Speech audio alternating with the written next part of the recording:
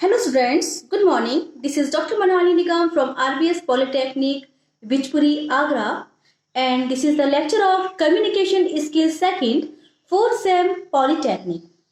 So students, in the previous lectures, you have already studied about the concepts of prepositions and their uses. And in this lecture, we are going to discuss some new prepositions and their uses. Okay, so let's start to discuss their rules and how to use these prepositions in a sentence. So let's start to understand all the concepts. So let's discuss about some new prepositions in communication skills second. तो सबसे पहले जो आज हम preposition discuss करने वाले हैं वो है हमारा यूज ऑफ टू. तो रूल्स आपके सामने कुछ इस टाइप से हैं. तो टू का जो हम प्रयोग करते हैं वो करते हैं to show direction. When something goes from one place to another, something or someone. When something or someone goes from one place to another, then we use to. जब कोई चीज, कोई वस्तु या व्यक्ति एक स्थान से दूसरे स्थान जा रहा होता है तब वहां पे भी हम टू का प्रयोग करते हैं या टू का यूज करते हैं. तो टू के रूल में मैंने आपको बताया कि when something is going from one place to another or someone is going from one place to another. For example, she is giving money to him. यहाँ पे कोई पर्सन इधर से उधर ट्रांसफर नहीं हो रहा है, पर्सन इधर से उधर नहीं जा रहा है, लेकिन she is giving money to him. यहाँ पर जो मनी है उसका इधर से उधर जो है जाना आना हो रहा है, इसी वजह से यहाँ पे हमने टू का प्रयोग किया है. ऐसे ही नेक्स्ट एग्जाम्पल देखें कि Sheenu is going to Patna college. Sheenu कहाँ जा रही है? She is going to Patna college. वो पटना कॉलेज की ओर जा रही है, तो इसलिए हमने यहाँ पे टू का प्रयोग किया है. अब इसके अलावा जो नेक्स्ट हमारा यूज है वो ये है कि टू का प्रयोग हम एज एन इन्फिनेटिव भी करते हैं. टू हमारा एक प्रकार का इन्फिनेटिव भी है. अब इन्फिनेटिव क्या होता है? जब एक सेंटेंस में जो वर्ब होती है हमारी वो टू से जुड़ी होती है उसे हम इन्फिनेटिव कहते हैं. और टू के साथ में जो वर्ब आपकी जुड़ी होगी वो हमेशा वर्ब की फर्स्ट फॉर्म होगी, ना सेकंड ना third. We will always use the first form of verb as an infinitive. To के साथ जुड़ी हुई जो वर्ब होती है उसे हम इन्फिनेटिव कहते हैं. और सबसे बेसिकली ये हमको उद्देश्य दिखाती है या पर्पस को शो करती है. जैसे कि he wants to meet you. He wants to meet. ठीक है, यहाँ पे आपकी जो wants मेन वर्ब है उसके साथ में एक और वर्ब जुड़ी है जो कि टू के साथ में जुड़ी हुई है. He wants to meet you. उसका उद्देश्य क्या है? मिलना, तुमसे मिलना उसका उद्देश्य है. तो he wants to meet you. For example, next देखें, we go to playground to play. We go to playground. हम कहाँ जाते हैं? प्लेग्राउंड जाते हैं. किसके लिए? खेलने के लिए. हमारा उद्देश्य क्या है वहां पे प्लेग्राउंड जाने का? खेलना. Next, we earn livelihood to live. Earn livelihood, livelihood यानी कि जीविका, यानी कि पैसा. हम जो पैसा कमाते हैं या जीविका उपार्जन करते हैं या जीविका कमाते हैं किस लिए? टू लिव, जीवित रहने के लिए. तो हमारा उद्देश्य क्या है उसके पीछे? कि हम जीवित रहना चाहते हैं इसलिए हम पैसा कमाते हैं. तो इस प्रकार से इस कंडीशन में हमने टू का प्रयोग किया है. The next one is to show any limit or ending point or period. जब हम किसी लिमिट को दिखाना चाहते हैं, किसी एंडिंग पॉइंट को दिखाना चाहते हैं, तब भी हम वहां पे टू का प्रयोग करते हैं. For example, the petrol prices rose up to 90. यानी कि पेट्रोल के जो दाम है वो कितने बढ़ चुके हैं?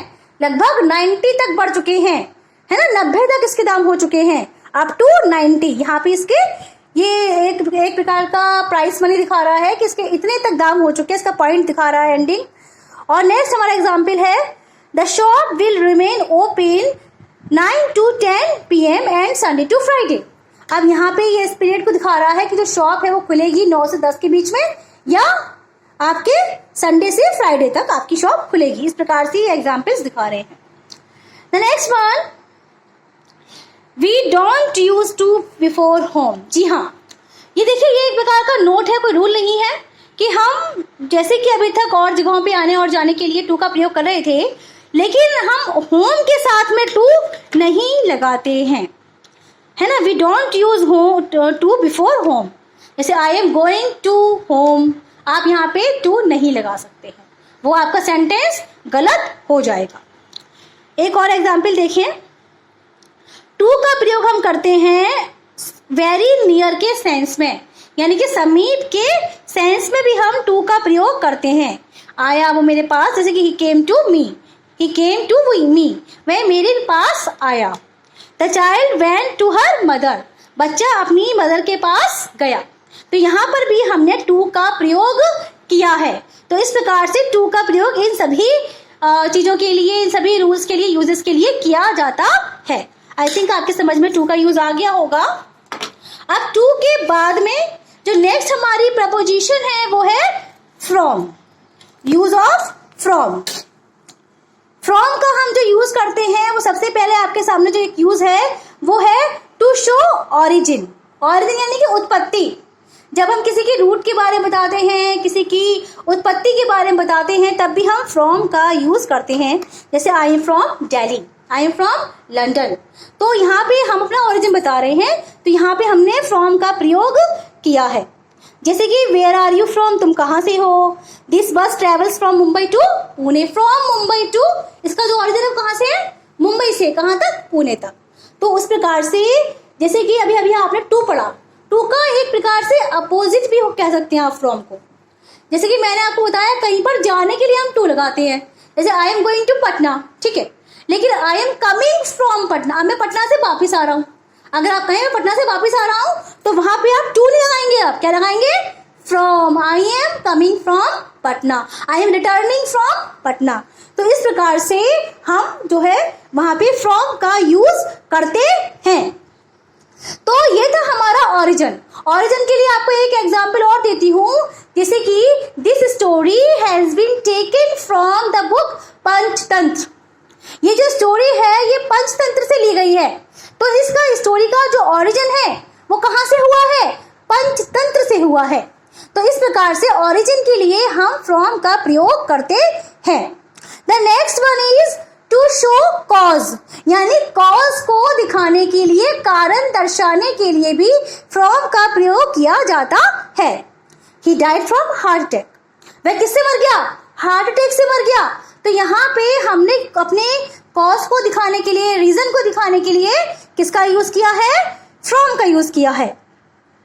She is suffering from fever, ये सेंटेंस तो आप लोग जब से एप्लीकेशन लिख रहे हैं तब से लिख रहे होंगे कि I have been suffering from fever and all. तो इस प्रकार से यहाँ पे हम फ्रॉम का यूज करेंगे। The poor people died from hunger, गरीब लोग किससे मर गए, फ्रॉम स्टारवेशन से, यानी कि फ्रॉम हंगर से, भूख से मर गए, भूखमरी से मर गए। तो इस प्रकार से यहाँ पे हमने कारण दर्शाने के लिए भी फ्रॉम का प्रयोग किया है। The next one rule is when something gets apart, जब कोई चीज किसी दूसरी चीज से अलग हो रही होती है, अलगाव हो रहा होता है या बिछड़ रही होती है, तब भी वहां पे हम फ्रॉम का प्रयोग करते हैं। जैसे कि the child fell down from the bed, बच्चा बेड से गिर गया। तो बच्चा जब बेड से गिरा तो ऑब्वियसली वो बेड से अलग हुआ, उसका पृथक हुआ वो बेड से, तभी तो वो गिरा। Next example, he has come from Lucknow, वह कहाँ से आया, लखनऊ से आया। तो उसका जो बिछड़ाव हुआ वो कहाँ से हुआ, लखनऊ से हुआ, तभी तो हमने यहाँ पे फ्रॉम का प्रयोग किया है। And the next example is the fruits have fallen from trees, जो फ्रूट्स है वो कहाँ से गिरे, पेड़ से गिरे। तो पेड़ से फ्रूट कैसे हो गए, अलग हो गए। तो यहाँ पे हमने फ्रॉम का यूज किया है। The next one is, the next and the last is to make something else from one thing, यानी कि एक चीज से दूसरी चीज का निर्माण करना या एक चीज से दूसरी चीज बनाने के लिए भी हम जो है क्या बनाते हैं, क्या यूज करते हैं, फ्रॉम का यूज करते हैं। Curd is made from milk, अब जो कर्ड है, कर्ड क्या है, दही। दही किससे बनता है, मिल्क से बनता है, दूध से बनता है ना।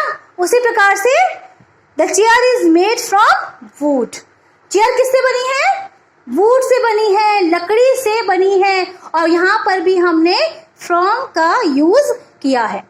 तो इस प्रकार से स्टूडेंट्स आज आपने अंडरस्टैंड किया, समझा किसके बारे में, टू और फ्रॉम प्रीपोजिशंस के बारे में। तो इस प्रकार से हमारा जो प्रपोजिशन चैप्टर है ये लगभग समाप्ति की ओर है, एंडिंग की ओर है। अब अपना एक लेक्चर में मैं आपकी प्रपोजिशंस जो टॉपिक है इसको खत्म करा दूंगी। एंड आई थिंक आपको सारा कॉन्सेप्ट क्लियरली समझ में आ रहा होगा। Understand all the rules and the concepts please. Thank you.